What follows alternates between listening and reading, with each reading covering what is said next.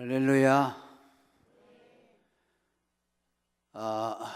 오늘 증거할 말씀의 제목은 율법에서 속량하여 아들로 삼으셨다는 말씀입니다. 성경에는 율법이라는 말씀이 많이 나옵니다. 구약에는 다반사로 나오고 신약에도 약 200회 이상 율법이라는 말씀이 나옵니다. 오늘 우리가 읽은 짧은 본문의 내용에도 3번이나 반복해서 말씀합니다. 3절에는 초등학문이라고 말했는데 이 역시 율법을 말하고 5절에 율법이라는 말을 2번씩 계속하고 있습니다. 어떤 사람들은 예수 믿고 구원 얻는다는 진리만 알면 되지 율법을 알 필요가 있느냐, 어려운 용어, 부담감이 가는 그런 것으로 생각을 합니다. 그러나 우리가 율법을 제쳐놓고서는 우리가 믿는 신앙을 정확하게 이해할 수가 없습니다. 우리가 예수 믿고 구원 얻는다는 말은 다른 말로 하면은 율법의 심판에서 구원을 받았다는 말씀입니다.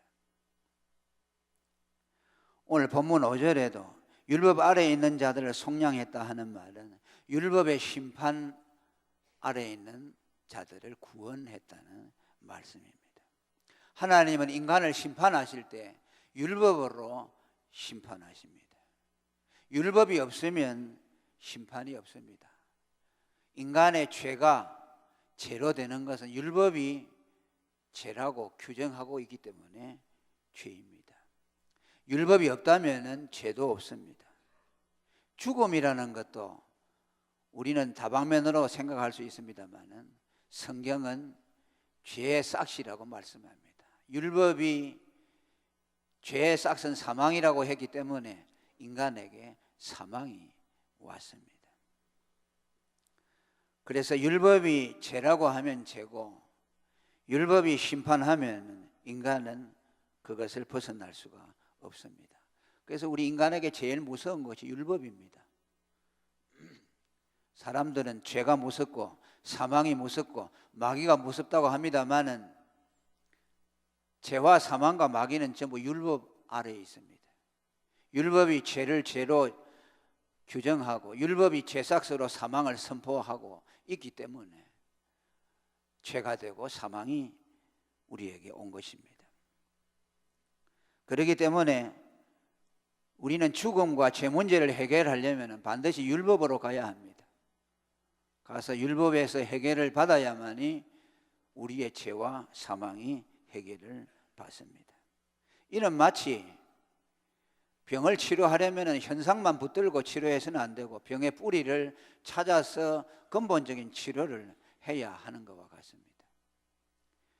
우리는 죽음을 의학적으로 접근하고 도덕적으로 접근합니다만 성경은 율법의 문제라고 우리에게 말씀하고 있습니다. 그래서 하나님은 우리를 율법의 저주에서 벗어나도록 하기 위해서 구원의 도리를 우리에게 가르쳐 주셨고 죄와 사망에서 건져 주시기 위해서 율법을 해결해 주셨습니다.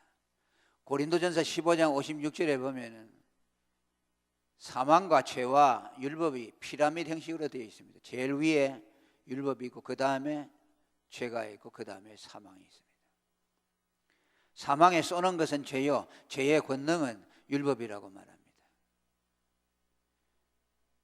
죄가 사망을 낳았고 또 죄는 율법으로 인해서 규정된다는 말씀입니다. 그래서 제일 꼭대기에 있는 율법을 해결해야만 죄 문제와 사망 문제가 해결되는 겁니다. 그러면 우리가 이 율법의 문제를 어떻게 해결할까요? 여러분들이 아마 이 말씀을 들으면 어떻게 떠오르는 것이 그 율법 그거 없애버리면 되지 않겠는가 그렇게 생각할 수 있습니다. 그러나 율법을 없앨 수가 없고 무시할 수가 없습니다. 왜냐하면 하나님은 율법을 세워주셨고 그 율법에 의해서 인간이 살고 죽도록 규정해 놓았기 때문에 율법에 우리가 손을 댈 수가 없습니다. 율법을 피할 수가 없어요. 율법을 무시한다고 무시되는 것이 아닙니다. 모든 것을 하나님은 율법으로 판단하십니다. 하나님은 율법에다가 모든 것을 위임시켜 놓았습니다. 하나님이 심판한다는 말과 율법이 심판한다는 말을 동일시하고 있습니다. 그만큼 하나님은 율법을 높여주셨습니다. 모든 것이 율법에 의해서 좌우되도록 하셨다는 말씀입니다. 그 다음에 또 한 가지는 이 율법은 해결하려면 율법을 완성하는 것을 통해서 율법의 저주에서 벗어날 수가 있습니다. 그 율법이 우리에게 요구하는 것이 무엇입니까? 율법은 하나님이 최초에는 아담에게 선악과 언약을 통해서 우리에게 말씀했죠. 선악과 열매를 따먹지 말라고 하는 말씀은 하나님을 하나님으로 인정하고 내가 너희에게 명령하는 것을 지킴으로 내가 하나님됨을 인정하라는 것이었습니다. 원시 언약이라고도 하는데 아마 오늘날 오늘날과 같은 시대에 아담이 살았다면 아마 그 언약이 달라지겠죠. 그때 원시 시대니까 선악과를 세워놓고 그것을 가지고 언약을 삼으셨습니다.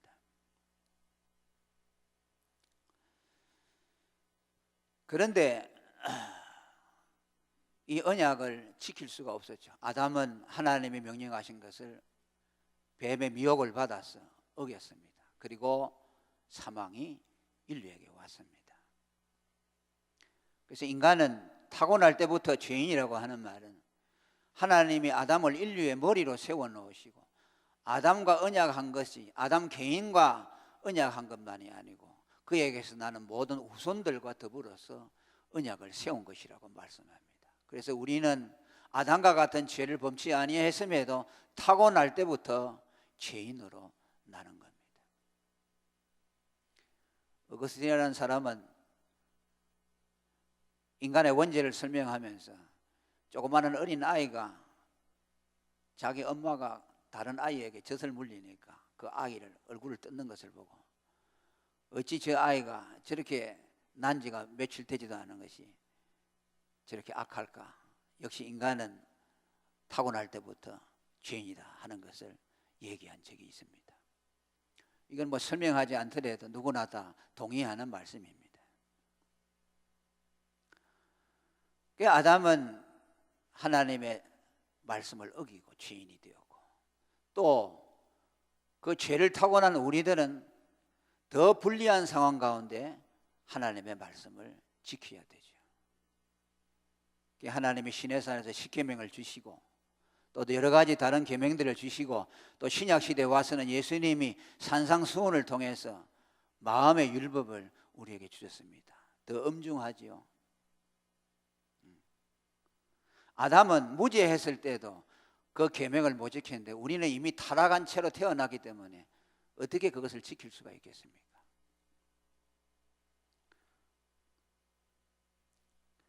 사람은 온 덩어리가 다 부패되어 있어요. 신약시대 예수님이 문둥병자들을 고쳐주신 것을 우리는 알고 있는데 그 문둥병자를 특별히 고쳐주신 것은 인간이 얼마나 부패했던가 하는 것을 실물적으로 교훈해 준 겁니다. 문둥병자는 어느 한 부분만 고장난 것이 아니죠. 혈관에 균이 들어가서 온 몸이 혈관이 닿는 곳마다 온 몸을 다 못쓰게 만듭니다. 그래서 이사야에 있는 말씀대로 우리의 머리부터 발끝까지 성한 곳이 하나도 없고 맞은 것과 터진 것뿐이라고 하신 말씀과 같습니다. 우리의 감정과 의지와 생각과 마음에 전부 죄가 스며들어 있습니다. 하나님의 계명을 실천한다고 하면서도 그 속에는 부정한 동기가 스며 있고 죄성이 들어 있습니다. 사랑을 행하면서도 그 사랑 안에 이름은 사랑이지만 이기적인 동기가 그 안에 숨어져 있습니다. 감정에도 마찬가지입니다. 부패되어 있죠. 그래서 인간은 하나님의 계명을 지킬 수가 없습니다. 예수님은 마음으로 형제를 미워한 것도 살인이라고 말했습니다. 이것은 그저 비유적으로 언어적으로 하신 말씀이 아니고 미워하는 그 자체가 살인이라는 말입니다. 여성을 보고 음욕을 품는 것도 이미 간음을 했다고 말씀합니다. 다 부패되었어요. 저는 나이를 먹어가면서 인간이 어쩔 수 없다는 것을 더 깨닫게 됩니다. 젊었을 때는 좀 순수한 것도 있었는데 나이가 많아지니까요 더 교활해지고 다 부패해집니다. 더 뻔뻔해지고 있어요. 인간은 어쩔 수가 없구나 하는 것을 날마다 경험하게 됩니다. 그러니까 우리가 계명을 지킬 수가 없어요. 사람을 죽이지는 않지만 이미 형제에 대해서 미움을 마음을 가지면 사람 죽인 것이잖아요. 십계명을 여러분들이 형식적으로는 지킬 수 있다고 하지만 다 범한 사람들이에요. 우상숭배, 나는 뭐 부처 앞에 가서 절한 적이 없다고 하지만 그거 가지고 하나님 앞에 하나님이 봐줄 줄 압니까? 골로새서 뭐라고 합니까? 사람이 탐심을 갖는 것도 우상숭배라고 말합니다. 여러분들이 욕심을 부리고 하나님보다 더 좋아하는 것이 있다면 그건 우상숭배와 똑같은 것이라고 말씀합니다. 하나님은 완전하신 분이에요. 조금 더 흠이 있으면 받지 않습니다. 그러니까 우리는 율법의 명령을 준수할 수가 없어요. 죄인인 것을 인정해야 합니다. 우리가 얼마나 부패하고 타락하고 무능하다는 것을 알아야 됩니다. 예수를 믿으려면요 자기에게 철저히 절망해야 합니다. 그래서 하나님이 어떤 사람을 예수 믿고 구원 얻게 하려면요 자기 의의를 다 부정하는 지경까지 데리고 가요. 착한 사람은요 절대 예수 못 믿어요. 공자왈 명자왈 하는 사람들이 있죠. 아주 그 자기 의의를 세우는 사람, 우리 한국의 유교 정신을 가진 사람도 있죠. 그 사람들 보고 죄인이라고 말하면요 막 팔딱 뜁니다. 죄인이 아니니까 예수를 못 믿죠. 예수는 죄인의 구주입니다. 죄를 인정한 자에게만 영접이 되는 거예요. 그러니까 자기가 착하다고 생각하는 사람은요 예수를 못 믿죠. 그저 의지하는 것은 가질 수 있죠. 하나님 의지한다. 교회 왜 다니냐? 아이고 약하니까 하나님 의지해서 좀 힘을 얻어 보려고 한다. 살기가 얼마나 팍팍하노. 그래도 종교 하나는 있어야 되지 않겠냐. 그렇게 교회 나오죠. 그러면요 그런 사람은 꼭 교회 안 나와도 돼요. 다른 종교들도 많아요. 우리 기독교는 죄인을 인정하는 데서 출발하는 것이요. 나는 죄인이고 나는 아무것도 할 수 없고 나는 의의가 없다는 것을 인정하고 그리스도로부터 그 의의를 받는 거예요.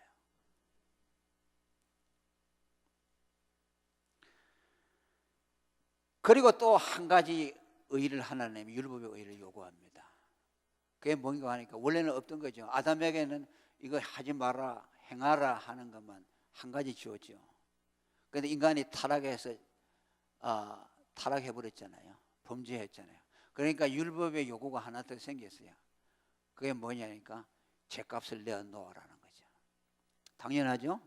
율법이 행하라고 했는데 못 행했으니까 죄인이 됐으니까 어겼으니까 로마서 6장 13절에 뭐라고 합니까? 죄의 싹은 사망이라고 말해요.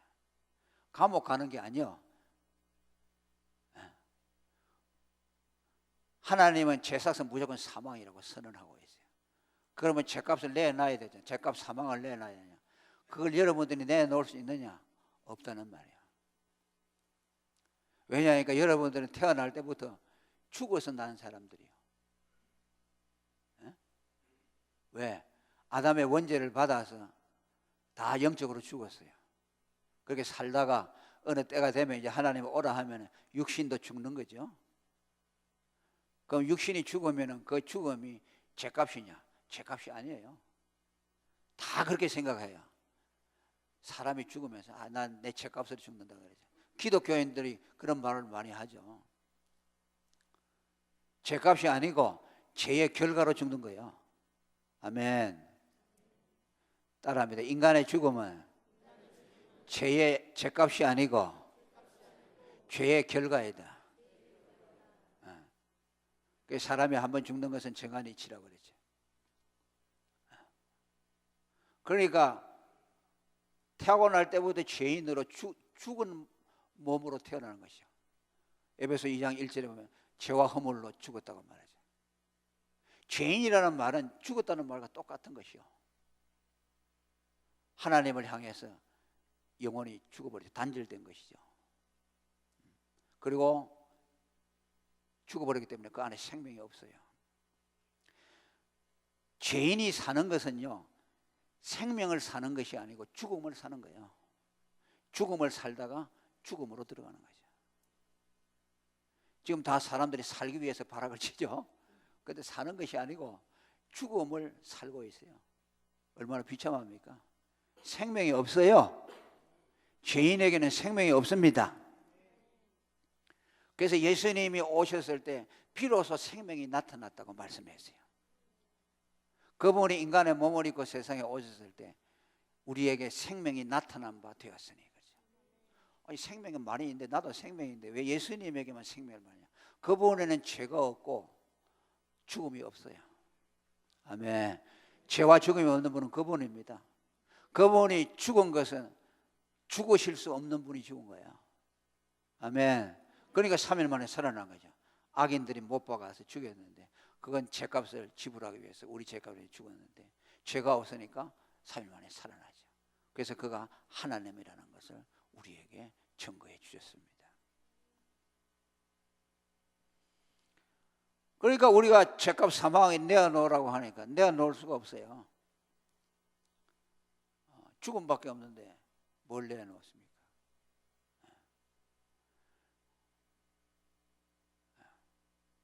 그 죽음은요, 생명의 죽음이어야 돼요. 살아있는 자가 산 목숨을 끊어서 바쳐야 돼요. 아멘. 하나님이 요구하는 죄의 싹은 사망이라는 말은 죽은 목숨을 또 죽이는 것이 아니고, 옛날에 부관참시라는 거 있죠. 어떤 사람이 죽었는데 나중에 그 사람이 죄가 역적이라든지 발견되면 무덤을 파가지고 시체를 또 사형을 가하는 거죠. 죽은 자에게 또 사형을 가하죠. 우리가 하나님 앞에 목숨을 내놓는 거죠. 죽은 시체를 드리는 것과 똑같아요. 하나님이 안 받아요. 아멘. 죽지 않은 생명을 바쳐야 됩니다. 그 생명이 있습니까? 없지요. 아담의 후손 가운데서는 사망을 내어놓을 수 있는 자가 없어요. 죽음밖에 없으니까. 그래서 로마서 8장 3절에 이런 말씀이 있습니다. 율법이 육신으로 말미암아 연약하여 할 수 없는 것을 하나님은, 이 무슨 말이냐면요, 죄값 사망을 내어놓으라고 하는데 육신이 약해서 내어놓지 못한다. 내 율법을 지키라고 하는 것을 명령을 받았는데 육신이 연약해서 죄인이라서 율법을 못 지킨다고 말이에요. 그게 내버려두면 어떡합니까? 하나님의 율법을 이루지 못하니까 다 저주받는 거죠. 이 땅에 살다가 마지막에는 영원한 지옥으로 떨어지는 것이죠. 그곳에서 계속해서 하나님으로부터 죄값을 내놓으라고, 죄값을 내놓으라, 율법의 의의를 내놓으라고 하죠. 끝없이 고통당하면서 그저 빚쟁이로, 영원한 빚쟁이가 되는 거죠. 그런데 하나님을 하신다고 그랬죠. 육신이 죄로 연약해서 못하는 것을 하나님은 하시는데, 하나님이 자기 아들을, 할렐루야, 육신의 모습으로 보내가지고 그 육체에다가 죄를 정했다, 말하면 선고했다는 말이에요. 왜 하나님이 인간의 몸을 입고 와야 되냐면 그 몸에다가 택한 백성의 죄를 갖다 뒤집어 씌워가지고 사형을 시켜야 되기 때문에 그래요. 육신이 있어야만 죽음이 있잖아요. 그러니까 육신이 없으면 죽을 수가 없으니까 하나님이 그 아들에게 육신을 입힌 것이죠. 그러니까 하나님이 제사와 예물을 기뻐하지 아니하시고 나를 위해서 한 몸을 예비했다는 것은 예수님을 위해서 한 육체를 예비했어요. 그래서 동정녀 마리아에게서 성령으로 잉태되죠. 그래 그 몸에다가 우리 죄를 다 담당했어요. 예수님이 2000년 전에 십자가에 죽었을 때 여러분 택한 백성들 죄 있죠, 다 가져가 것이요. 여러분들은 다 죽었어요. 아멘. 이제 그건 모르는데 예수를 믿고 나서 보니까 예수가 2000년 전에 내 죄를 다 가져갔구나, 십자가에서 해결했구나, 그걸 알게 되죠. 그러니까 거기에서 다시 거듭났죠, 십자가에서.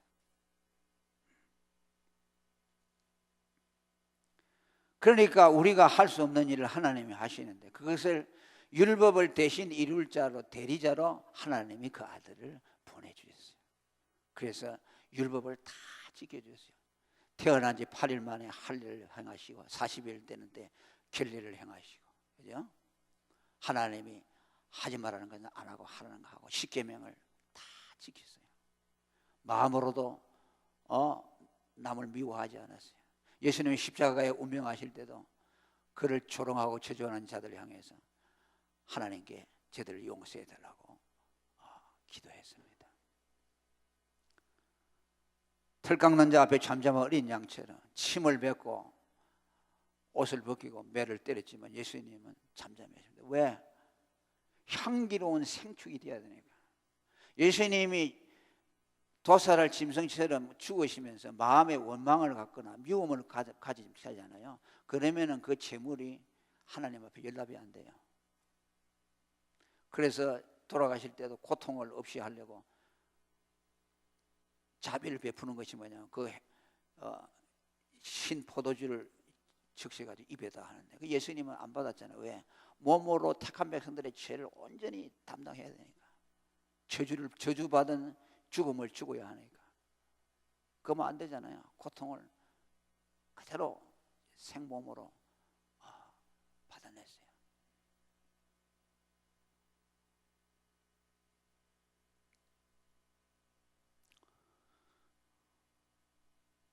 그러니까 우리가 그 예수님의 율법을 행하시고 십자가의 죽음을 보면서 그걸 생각해야 돼요. 예수님이 왜 죽었노? 예수님 죽으실 분이 아니잖아요. 죽으실 수가 없잖아요. 예수님은 율법을 지킬 필요가 있어요? 없어요. 그분이 율법을 내신 분이에요. 아멘. 십계명을 예수님이 냈어요. 그런데 율법의 수종자로 오신 겁니다. 오늘 5절에 읽은 말씀이 뭐라 했어요? 율법 아래 나게 하셨다 하는 말씀은 율법을 지키는 의무자로 왔다는 것이죠. 누가? 율법을 내신 분이, 하나님이. 피조물들, 죄인들을 향해서 이 율법을 지키라고 율법을 만들어서 주신 그분이 자기가 만든 율법을 지키려고 왔어요. 왜 그랬겠어요? 자기 때문이요? 아니잖아요. 예수님이 왜 율법을 지킵니까? 누군가를 대신하기 위해서 율법을 지키러 오신 것이죠. 그분이 하나님의 택한 백성들, 여러분들을 위해서 그리스도 안에서 창세전에 택해 놓으신 그들을 대신해서 율법을 지키기 위해서 왔습니다. 율법의 수혜자가, 율법의 수종자가 되어주셨습니다. 그리고 십자가의 마지막에 달려서 우리가 지불할 수 없는 제삭 사망을 예수님은 지불해 주셨습니다.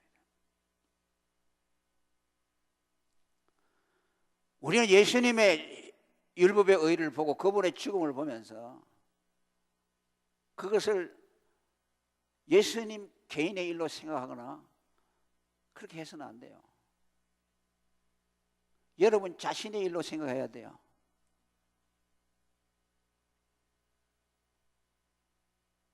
아멘. 나의 일로 생각해야 돼요. 왜 저분이 죽으셨는가? 로마서 10장 4절에 보면 바울 사도가 말합니다. 그리스도는 모든 믿는 자에게 의를 이루기 위해서 율법의 마침이 되셨다고 말씀합니다. 이 말을 풀어서 말하면 그리스도가 율법을 이루신 것은 우리가 그것을 가져와서 우리 것으로 삼도록 하기 위해서. 아멘. 믿음으로 그분이 이루신 율법의 의를 우리가 가져다가 내 것으로 삼기 위해서 예수님이 율법을 완성해 줬다.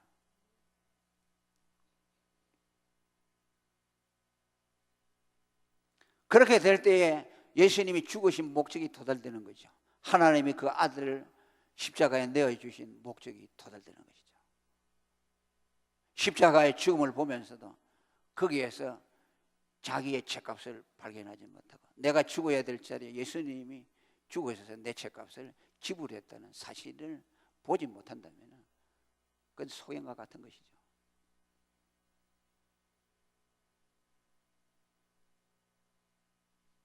만일 우리가 예수님의 죽음을 나를 대신한 대속의 죽음으로 받아들이지 않는다면 예수님의 죽음을 무가치하게 만들 뿐만 아니라 그분의 죽음을 죄인의 죽음, 예수님, 다시 말하면 예수님 자신의 죄 때문에 죽은 죽음으로 만들어보는 것이죠. 우리가 의도를 하든지 안 하든지 간에 예수님의 죽음이 그렇게 되어버리는 것이요.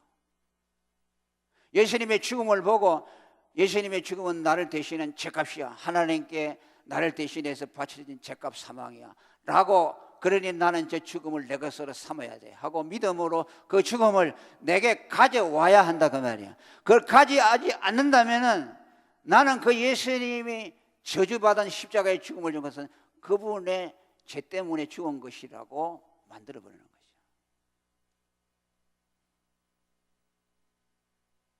예수 안 믿는 사람은 왜 지옥 간 줄 압니까? 예수님의 죽음을 악인의 죽음으로 만들어서 가는 것이요. 성령이 오셔서 우리에게 뭘 가르치는 거 하니까 예수가 내 죄를 위해서 죽으신 하나님의 아들이라는 것을 가르치기 위해서 오신 분이에요. 하나님이 인간의 몸을 입었다는 것을 어떻게 인간의 지혜로 알 수 있고, 또 그 하나님의 아들이 십자가에 달려서 내 죄를 대속해 죽었다는 것을 인간의 지성으로는 알 수가 없어요. 그러니까 예수님이 십자가 대속을 이루시고 나서 성천하신 이후에 바로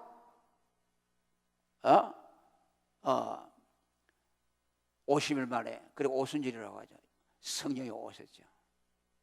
왜 그걸 성령이 오셔서 가르쳐주지 않으면 깨달을 수가 없어요. 이거는 이제 사람의 지혜로 알지 못해요.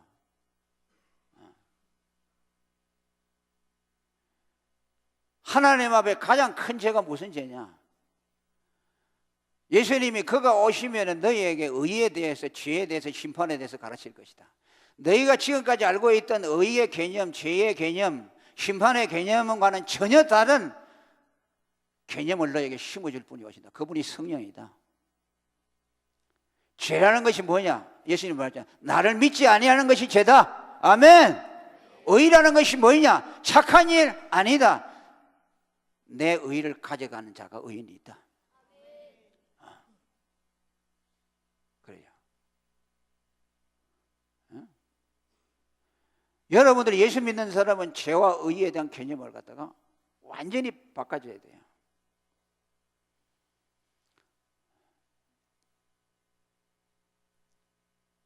바리새인과 서기관들을 향해서 예수님이 독사의 자식들이라고 그랬어요. 마귀 새끼들이라고 그랬어요. 직접 그랬어요. 회칠한 무덤이여라고 말했어요. 그럼 여러분, 예수님이 하도 바리새인 서기관들고 욕을 많이 하시니까 저놈들은 아주 몹쓸 놈의 사기꾼이고 위선자구나 그렇게 생각하죠. 그런 사람도 아니에요. 진짜 최고예요. 하나님의 율법을요, 십계명을 얼마나 지키려고 애를 쓰고 양심으로도 죄를 안 지으려고 발버둥을 친 사람들이에요. 우리 그 옛날에 이 조선 시대의 선비들은 어디 길을 가다가 나쁜 소리 들으면은 그것이 내 마음속에 못 들어가도록 시내가에 가서 물로가 씻는다고 그랬잖아요. 그 사람들은 따라가지 못해요. 정말 바르게 살려고 해서. 그 바울이요, 예수 믿기 전에 유대교도였잖아요. 유대교도였죠. 그 유대교에서 얼마나 열심히 했는지 몰라요. 예수 믿는 사람들을 왜 잡아 적은지 압니까? 그 사람들은 무식해가지고 걔가 바울이 무식하고 살인자가 돼서 그런지 압니까? 바울은 어려서부터 공부만 한 사람이고 학자예요. 사람 죽이는 거 이런 데 몰라요. 그런데 예수 믿는 사람들 잡아 죽이는 것이 하나님을 섬기는 것이라고 봤어요. 나사렛 예수는 이단 개순이기 때문에 저거는 이 세상을 망치는 존재니까 저는 예수는 없어야 돼요. 그 수하에 따르던 쫄개들은 다 죽여버려야 된다고 해요. 그러니까 아주 고상한 목적으로 하나님을 위한 열심으로 한 거예요. 그래서 열심으로는 교회를 핍박하고 또 예수 믿는 사람을 잡아 죽이는 것이 하나님을 섬기는 도리라. 그래서 자기의 믿는 믿음에 충성을 다한 거죠. 물론 그들 중에는 타락자들, 진짜 위선자들도 있었어요. 그 종교를 통해서 자기 사회의 사력을 차리려는 사람, 예수님도 그 사람들도 책망했죠. 그런데 착한 사람들에게 대해서 다 똑같이 외식자라고 말씀했습니다. 그들이 무슨 마약을 하고 살인을 하고 아주 그냥 폭력배가 돼서 그런 것이 아니고 사기꾼이 돼서 아니고 왠 줄 압니까? 예수님을 하나님의 아들로 안 믿었어요. 자기가 죄인이라는 걸 안 믿었어요. 자기에게는 의가 없다고, 하나님의 의를 이룰 수 없다는 것을 인정하지 않고, 그래서 예수 그리스도가 하나님의 의를 대신 주기 위해서 오신 분이라는 것을 받아들이지 않았어요. 자, 그들은 뭐예요? 자기들은 죄인이 아니고 자기들의 순종을 통해서 하나님의 의를 이룰 수 있다고 믿은 사람이에요. 그래서 그들은 하나님이 보내신 그의 아들 예수 그리스도를 배척했기 때문에, 그 이유 때문에 예수님이 그들을 향해서 마귀의 새끼들이라고 했어요. 독사예요. 이게 뭐예요? 가장 강도 높은 욕이에요. 사랑이 많으신 예수님이 어떻게 그런 말씀을 하실까라는 생각이 들죠. 그러니까 위선자라는 것이 뭐냐? 죄인인데도 죄인이라는 것을 알지 못하고 자기 의를 가지고서 율법을 이룰 수 있다고 생각하고, 하나님이 의로 보내주신 그의 아들 예수 그리스도를 영접하지 아니한 것은 그의 죽음을 욕되게 하는 것이다. 하나님이 인간의 몸을 입고 와서 십자가에 피를 흘려 죽지 않았습니까? 그것이 바로 저와 여러분의 죄를 대신 대속하기 위해서입니다. 하나님 앞에 죄값을 지불하기 위해서. 그런데 그분의 죽음을 내 죄를 위한 죽음, 내 죄값 사망을 대신하기 위한 것이라고 받아들이지 않으니 예수님의 죽음을 못하는 거예요. 그래서 히브리서 10장에 보면은 예수 믿지 않는 자를 뭐라고 말합니까? 아들의 피를 부정한 것으로 만든다. 죄인의 죽음으로 만든다. 그리고 성령을 모독한다고 말했어요. 자, 예수 복음은요 성령의 역사입니다. 우리 전하리 교회는 성령으로 충만한 교회인 줄로 믿습니다. 왠 줄 압니까? 복음이 충만한 곳에는 성령이 충만합니다. 할렐루야. 왜냐하니까 성령이 오신 목적은 복음을 증거해 주기 위해서 왔어요. 여러분들이 복음이 믿어지는 것은 성령의 역사입니다. 성령이 아니면 예수를 주라고 할 수 없어요. 그러니까 복음을 전할 때 성령이 오셔서 듣는 사람과 말하는 사람에게 역사하잖아요. 그죠? 뜬금없이 예수가 당신 죄를 위해서 죽으신 하나님의 아들입니다 라고 말하죠. 이건 서론도 본론도 결론도 없어요. 그냥 불쑥 나오는 것이죠. 그죠? 근데 어떤 사람들은 논리적으로 하려고 그러죠. 그저 서론 도입하고 그 다음에 서서히 본론으로 들어가서 그 다음에 결론을 하려고 하죠. 그러다 보니까 창세기부터 다 나오는 거예요. 전도하려고. 하나님이 인간을 창조하고 뭐 아담에게 명령을 했는데 그걸 어겨가지고 인간에게 죽어요하고 그 뭐 한 10분 정도는 해야 되겠죠. 그래가지고 다 설교하려고 그러죠. 그런데 하나님은 그것을 통해서 사람을 구원하잖아요. 하나님은 복음을 통해서 구원합니다. 거두절미하고 예수가 하나님의 아들인데 네 죄값을 지불하신 분이다. 그러면 그걸 누가 가르치냐? 그 말을 하면 성령이 오셔요. 성령이 와서 그 말씀을 듣는 사람을 가르쳐 줍니다. 영적으로. 그러니까 여러분들이 할 필요가 없죠. 그죠? 그래서 여러분들은 입으로 선포만 하면 됩니다. 아멘. 여러분들은 설득할 권한을 주지 않았습니다. 예수가 하나님의 아들인데 그가 우리 죄값을 위해서 죽으셨다. 여러분들은 소리만 내면 돼요. 아멘. 소리만 내면은 성령이 와서 깨달게 한다. 어떤 분이 간증을 하는데 어려서부터 그 어머님은 예수를 잘 믿는데 이 아이가 교회 잘 안 나가니까 얘야 예수가 네 죄를 위해서 죽었다. 예수님이 네 죄를 위해서 죽었다. 그거 들을 때마다 엄마는 무슨 그 씨다라 까먹는 소리를 하시오. 예수가 왜 나를 위해 죽었어. 그리고 오래 들었죠. 도무지 안 믿어요. 그런데 나중에 성인이 되는데 어느 날 그것이 믿어지더래요. 누가 가르쳐줬을까요? 누가 가르쳐줬을까요? 성령이 가르쳐줘. 때가 됐죠. 그죠? 끊임없이 말하는 거죠. 왜? 성령은 예수가 우리 죄를 위해 죽으신 하나님의 아들이라는 것을 증거해 주기 위해서 오신 분이에요. 예수님은 뭐야? 죽으러 오신 분이죠. 그러니까 십자가에서 죽으시고 여러분들의 죄값을 지불하시고 율법을 다 이루었기 때문에 이 세상에 더 있을 필요가 없죠. 그죠? 그러니까 떠나가죠. 부활하신 이후에 며칠 있다 떠나가야죠. 그 다음에 누가 와요? 성령이 와죠. 성령이 와서 뭐냐? 제자들이 전하는 복음을 전개하죠. 그러니까 예수님이 제자들 보고 너희들 전도하러 가지 마라 하죠. 그러니까 아니 예수님이 왜 전도하러 못 가랍니까? 성령이 오시기 전까지 나가지 마라 그랬죠. 너희들이 가서 아무리 얘기해도 성령이 와서 가르치지 않으면 이 말씀을 알아먹을 수 없기 때문에 성령이 온 이후에 나가서 전도하라 그랬죠. 아멘. 그래 그때 오순절 성령이 오셨죠. 그죠? 그때 오신 성령이 오늘 또 함께 하시는 거예요. 그 성령이 뭐하고 있느냐? 예수가 하나님의 아들인데 우리 죄를 위해서 죽었다. 그 소리가 들려지기를 기다리고 있어요. 아멘. 왜? 성령은 그걸 가르치러 오신 분이니까. 그 말을 안 하면 성령은 뭐요? 실업자요. 아무 할 일이 없어요. 그러니까 성령이 일하고 싶잖아요. 일하고 싶은데 일할 매개체가 없어요. 성령은 복음을 전개해 주러 오신 영인데 성도들이 입을 벌려서 복음을 말하라니까 성령이 전개해 줄 말이 없어요. 설교단에서 목사가 예수가 우리 죄를 위해 죽으신 하나님의 아들이라는 말을 안 하니까 성령이 강단에 오실 수가 없어요. 아멘. 인간의 영은 올 수 있죠. 인간의 영감은 끼칠 수가 있지만 성령의 감동은 없어요.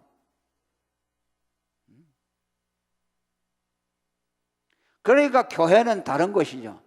세상에는 인간의 영감을 가지고 사람들의 마음을 움직이죠. 그죠? 훌륭한 교수들이나 작가들이 말을 가지고 와서 막 사람들 울리고 웃기죠. 그거 뭐 그러십니까? 영감이죠. 인스피레이션이라고 하죠. 사람의 영감이죠.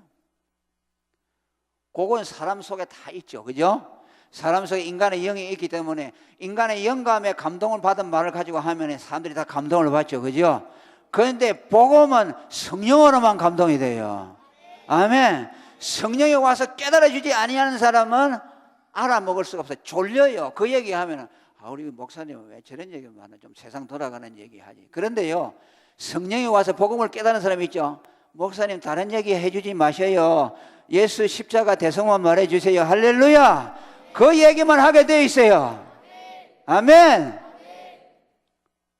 우리 교인들도요 어떤 사람들은 믿음이 어찌 그리 안 들어가는 거 몰라요. 10년 20년 들어도 복음을 이야기하면 어떤 사람 좋아가지고 막 팔딱팔딱 뛰고 눈물을 흘리고 하는데 어떤 사람은 그냥 졸고 앉았어요. 좀 안타깝죠. 인력으로 안 되죠.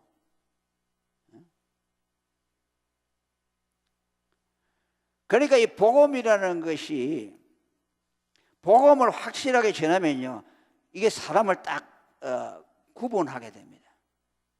그죠? 뛰어나가 버리든지 아니면 좋아하든지 막 복음하고 섞어 놓잖아요. 섞어찌기를 해놓으면요 이거 긴가민가 하다. 설교를 듣는 사람들도 막 세상 얘기하고 막 이렇게 얘기하면 이것도 좀 있고 저것도 좀 하니까 이게 뭐야 그러죠. 그런데 복음만 딱 얘기하면요 호불호가 쫙 갈라져 버려요. 그러죠? 좋아하는 사람은 팔딱팔딱 뛰죠. 그죠? 그런데 싫어하는 사람은 그냥 지겹게 죽는 거죠. 그래서 빨리 결단하게 만들죠. 나는 믿음이 없는 사람인가? 왜 저 사람들은 저걸 듣는데 저렇게 좋아하는데 나는 찌니까 내가 뭐 문제가 있는가? 그때 자기를 돌아보게 되겠죠. 그죠? 그런데 섞어찌기를 만들어가지고 뭐 이것저것 섞어놓으면 성경 얘기도 하면 또 재미가 있잖아요. 그러니까 설교나 이런 것이고 이렇게 믿는 것이구나 하니까 계속 복음에 못 들어가는 것이요. 복음의 핵심을 얘기 안 해주니까. 오늘 그런 교인들이 많아요. 여러분 저날이 교회 나온 것을 축복으로 하시길 바랍니다. 우리 조목사님을 만난 걸 축복으로 하시길 바랍니다. 복음이 희귀해요. 저는 노예 가서 설교를 목사님들이 설교하는데요 설교하는 거 들어보면요 그냥 튀어나오고 싶어요. 왜냐하면 저는 복음이 아니면요 아주 죽겠어요. 복음을 말하면 막 기뻐요. 제가 어린 애가 말해도 누가 예수님 얘기만 해도요 기뻐요. 그런데 다른 얘기 하잖아요. 그러면 가서요 끌어내리고 싶어요. 목사의 영광이 뭔지 압니까? 복음을 전할 때 성령이 오시면 그분에게 영광이 됩니다. 그러니까 복음은 뭐냐면 성령이 오셔서 전개해 주는 말씀이니까 이건 뭐예요? 다른 말로 하면 성령이 통역자라는 말이에요. 또 다른 말로 하면 복음은 뭐냐? 방언이라는 말이에요. 세상 사람은 못 알아들어요. 그러니까 여러분들은 방언을 말하는 사람이 되어야 돼요. 물론 방언에는 여러 가지가 있지만은 진짜 방언은 뭐냐니까 세상 사람들이 알아보지 못하는 천국의 언어. 그게 뭐냐면 예수는 하나님의 아들인데 그분이 내 책값을 지불했다.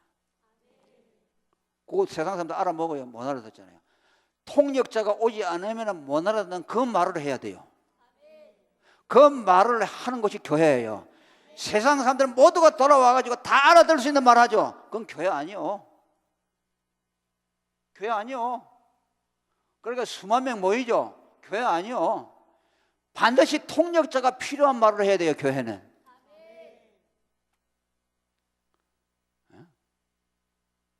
그 말을 해야 돼요. 그러니까 거기다 뭐 보태가지고 좀 사람의 기를 즐겁게 해주려고 뭐 이렇게 막 사탕 벌리면 하죠. 그러면요 그 사람을 또 혼란스럽게 만들고 결단할 수 있는 기회를 뺏어버리는 것이요. 왜 나는 이것이 안 믿어질까? 왜 저 사람은 좋아하는데 안 믿어질까? 내가 뭐 문제가 있는가? 생각하게 되죠. 고민하게 되죠.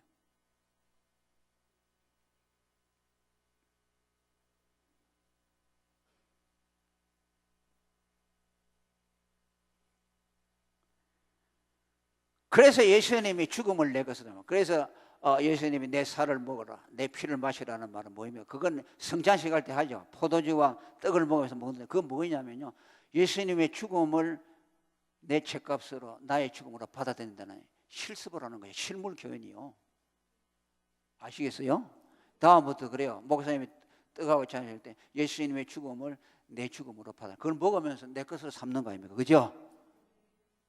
예수님의 살과 피를 내가 지금 마시는 죽음을 먹는 것이요. 그러면 예수님의 죽음이 여러분 것이 되죠.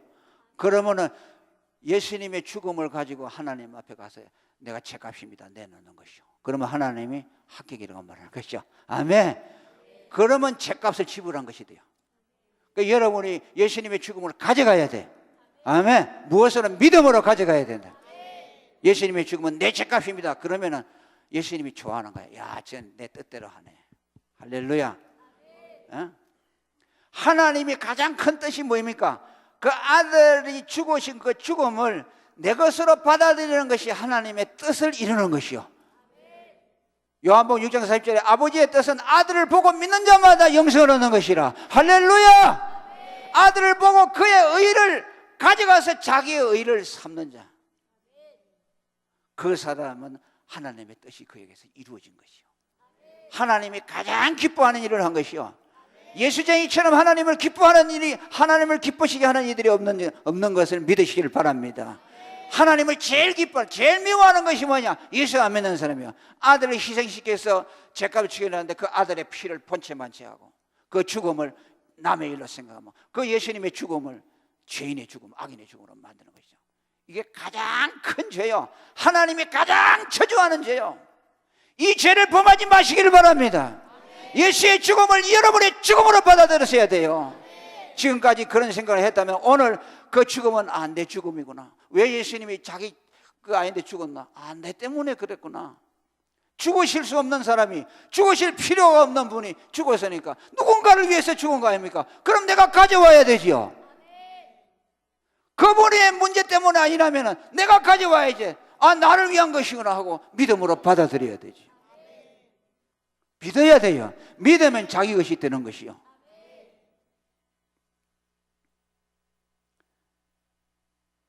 그래서 요한복음 6장 57절에도 나를 먹는 그 사람도 나를 인하여 살리라.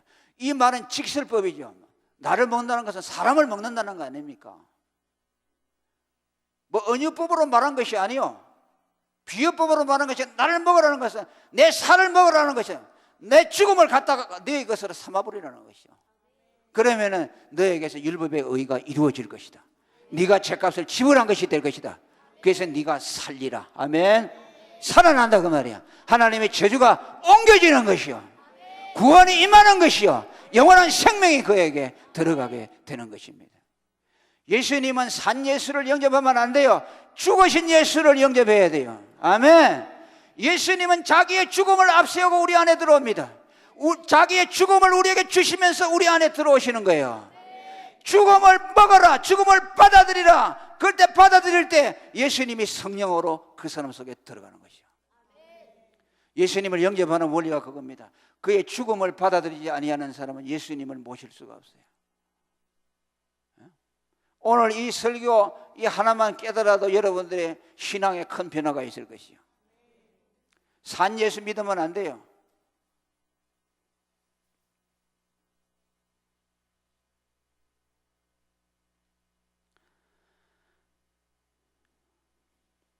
그리고 마지막으로 오늘 주제가 됩니다마는, 우리가 예수를 믿음으로 율법을 이루게 되면 율법에서 속량이 되어지고, 그죠? 구원받는다는 것이죠. 그 다음에 뭐야? 하나님의 아들이 된다고 말씀했죠. 5절에 율법 아래에 있는 자들을 속량하시고 우리로 아들의 명분을 얻게 하려 하심이라고 말씀합니다. 율법에서 구원을 받으면 그의 아들이 된다는 말씀입니다. 그리스도의 의를 받아들여서 율법이 내게서 이루어지게 되면 율법의 저주가 떠나게 되고, 또 거기서 한 걸음 더 나아가 하나님의 아들이 된다고 말씀합니다. 아멘. 이 말은 다른 차원의 말이 아닙니다. 구원을 받았다는 말이나 하나님의 아들이 되었다는 말은 같은 말입니다. 구원받은 사람만 하나님의 아들이 되기 때문입니다. 속량이라는 말이 가운데 있고, 그 전에는 종이라고 했다고, 그 다음에 그 후에는 아들이라고 말하는 거죠. 율법에서 속량받은 것이 기준이죠. 율법에 속량받지 못하면 율법으로부터 율법을 지켜라, 의를 내어놔라고 끊임없이 요구하죠. 그리고 하나님의 진노 아래에 있죠. 율법을 이루지 못했으니까. 그러나 그에게 계속 심판이 머물고 있죠. 예수님이 나를 믿지 않는 자는 이미 심판을 받았다고 하는 말씀은 그에게서 율법의 의가 이루어지지 않았기 때문에 하나님의 심판 아래 있다는 말씀이에요. 그러면서 뭐입니까? 계속해서 율법의 의를 내어놓으라고 말하죠. 빚쟁이가 되었다는 말씀이죠. 그것을 종이라고 표현하고 있죠. 너희가 율법을 이루어 속량하지 못하면 하나님의 심판 아래 있을 뿐만 아니라 너희는 종이다. 계속 율법을 이루라는 요구를 받기 때문입니다. 그러나 율법에서 속량을 받게 되면 율법의 의가 내 것이 되어서 하나님의 진노에서 벗어나게 될 뿐만 아니라 이제 율법으로부터 더 이상 요구를 받지 않는 겁니다. 자유자가 된다는 말씀입니다. 아멘. 왜? 예수님이 이런 완전한 율법의 의를 내가 소유하고 있기 때문에 그렇습니다. 그런데 여기서 우리가 하나 좀 생각할 것은, 왜 율법을 이루기 전에는 종이라고 했는데 율법을 이룬 후에 자유자라고 해야 되지, 아들이라고 해야 되냐? 오늘 아들이라고 했잖아요.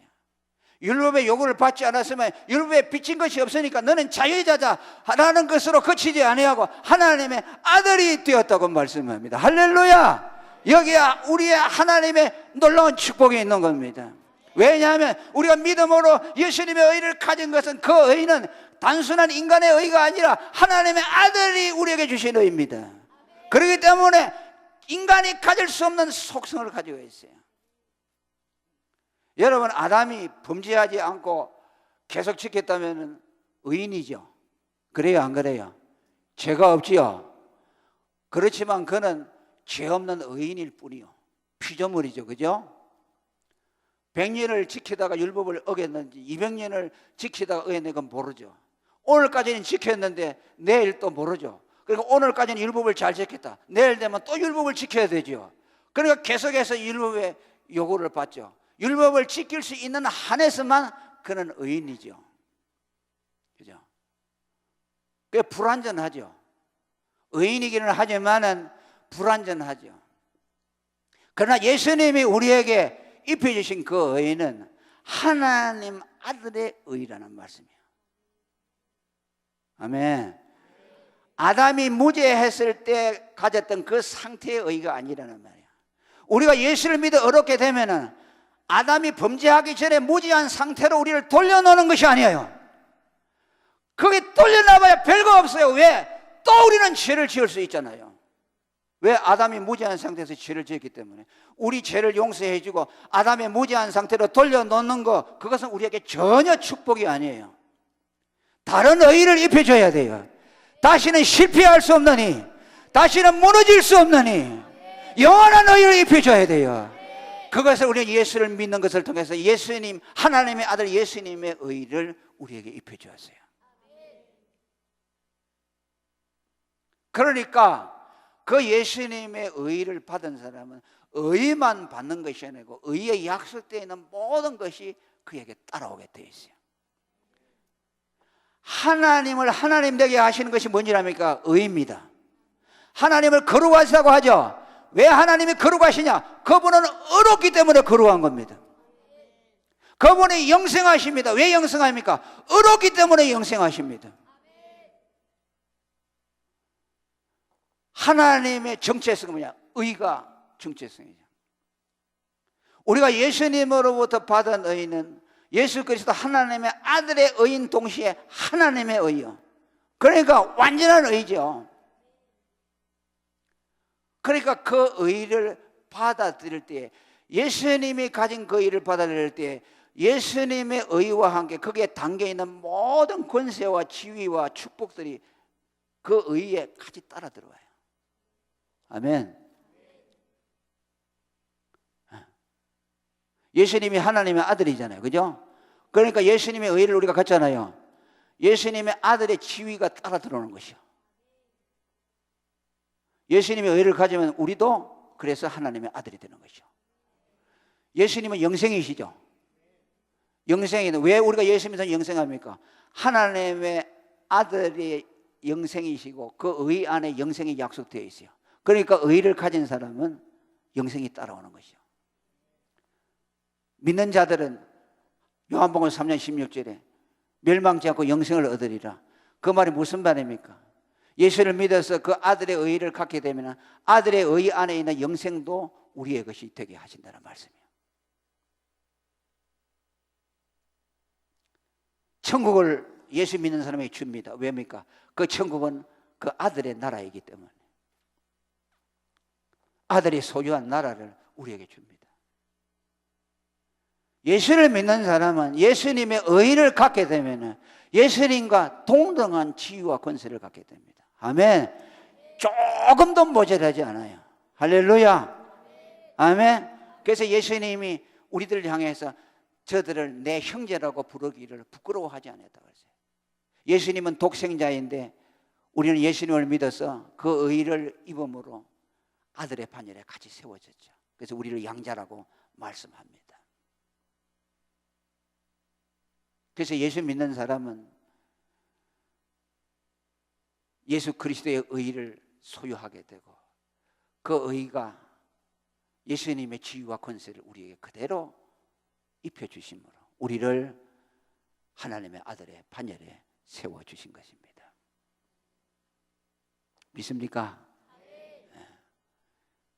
그러니까 우리가 가진 의는요, 믿음에서 난 의라고 바울이 말씀하고, 이 의는 유대인이나 헬라인이나 차별이 없고 십자가에 달려 마지막 사형을 받던 그 강도에게도 동일한 의가 입혀졌고, 평생 율법을 지키던 바리새인 서기관들이 나중에 예수를 믿어서 받은 의나 동일하다고 말합니다. 그 의를 우리에게 주시기 위해서 예수님이 우리를 위해서 십자가에 죽으셨습니다. 아멘. 우리가 이룰 수 없는 의를 대신 이루어 주심으로 우리로 하여금 율법의 저주에서 해방시켜 주기 위해서 주님이 오셔서 그 일을 행해 주셨습니다. 이 의는 영원히 손상될 수 없고 아담의 무죄했던 시대의 그 의 정도가 아니라 도무지 손상할 수 없는 의, 비교할 수 없는 의. 가나 혼인잔치에서 오랫동안 숙성시켜 놓았던 포도주, 그걸 다 먹고 떨어졌을 때 나중에 예수님에게 와서 포도주가 떨어졌다고 하니까 항아리에다가 물을 채우라고 했죠.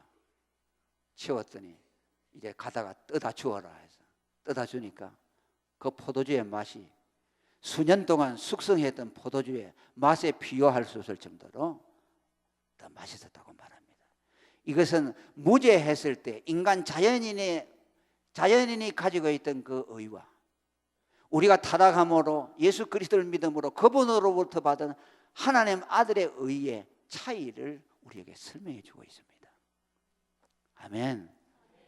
우리가 예수 믿어서 입은 그 의는 우리 인간이 만든 의와는 달라서 손상될 수가 없습니다. 뒤에 나온 포도주처럼 아주 더 훌륭합니다. 아주 더 맛있습니다.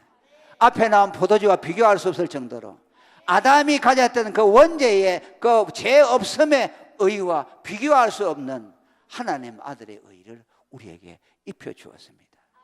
그 의는 순간적으로 죄인을 의인으로 만들어 버립니다. 일반의 포도주는 6개월, 1년, 10년이 돼야 맛이 있지만 예수님의 주신 그 포도주, 예수님이 물로 만든 포도주는 숙성의 기간이 없이 바로 변화되었습니다. 이것은 하나님이 우리에게 주시는 의의 완전함을 말씀해 줍니다. 할렐루야. 죄인이 예수를 믿어서 숙성되지 않고 과정이 없지만 예수를 믿고 그리스도의 의를 가지는 그 순간에 놀라운 변화가 우리 가운데 일어난다. 물이 포도주에 변한 것처럼 여러분의 속성이 본질적으로 변해집니다. 이제 그리스도의 의가 여러분의 의가 되고 여러분 안에는 전혀 다른 속성이 들어와서 여러분들을 이끌고 나갈 것입니다. 이제 여러분들 안에 사시는 분은 예수 그리스도입니다. 아멘. 예수의 죽음을 영접한 사람은 예수님이 그 사람 안에 거하시면서 이제 그가 여러분들 안에 주인이 되셔서 여러분의 삶을 이끌어 갈 것입니다. 이것이 오늘 예수 믿는 사람입니다. 이 은혜를 주신 하나님께 영광을 돌립니다. 이 거룩한 복음, 의의 복음을 만방에 전하는 여러분이 되기를 축원합니다. 아름다운 이 전하리 교회를 축복합니다. 할렐루야. 기도하겠습니다. 하나님 아버지 감사합니다. 오늘도 복음을 듣게 하시고 또 전할 수 있는 기회를 주셔서 감사합니다. 이 복음의 영광이 우리의 자랑이 되게 하시고 죽어가는 생명들을 살리는 귀한 능력이 되게 하옵소서. 예수님 이름으로 기도합니다. 아멘.